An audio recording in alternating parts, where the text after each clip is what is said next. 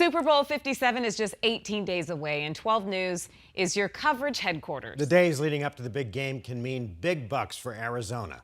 Team 12's Colleen Sikora shows us what the economic impact could look like this year. From the stadium to downtown Glendale and throughout the valley. The Super Bowl in general changes communities when it comes in. Super Bowl 57 is nearly ready to land in the valley. I always say there's a light at the end of the tunnel, and the Super Bowl, that's what it is to us. Between hotels, food, and shopping, It's a very different kind of tourism.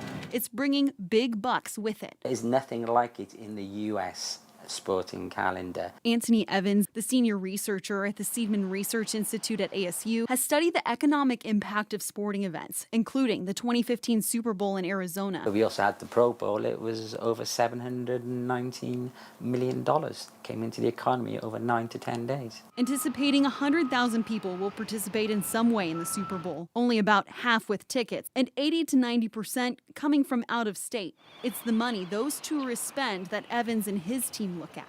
We'll look at their accommodation, we'll look at the bars, the restaurants, whether they spend money on groceries, what other forms of entertainment do they engage in, do they hire a car, if they spend in gas money. While cities in the state make investments in the Super Bowl, In truth, I think the costs are going to be far more economical for the state this time around compared to some of its previous years. the biggest price tag is already taken care of. The recent Super Bowl stadiums cost around $5.5 billion to construct. So, the state of Arizona is actually in a good position here. They actually committed to that stadium back in 2008, and we are certainly utilizing the facilities. Evans says while he doesn't want to forecast for 2023, he says the 2020 Super Bowl is the closest to compare to, bringing in $500 to $600 million to Florida. The truth is, the room rates will be higher, the occupancy rates will be higher, the accommodation and food services revenues will be far greater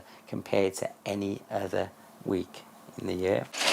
Affecting businesses like Blue Corn Cafe and Bakery. We have little football cookies. A lot of people are ordering cakes in shapes of footballs. Nick Myron opened the doors in downtown Glendale in October and will be adding seating, staff, and more menu items for the big game's arrival. It's an influx to help you prepare for the next steps for longevity, sustainability, continuation. So for me, there's some equipment that we could use that would make things a lot easier versus doing everything by hand. Believing the influx will have longer impact. That benefits the community here overall because when we can do more, we can service more people, we can provide more options. Colleen Sikora, 12 News.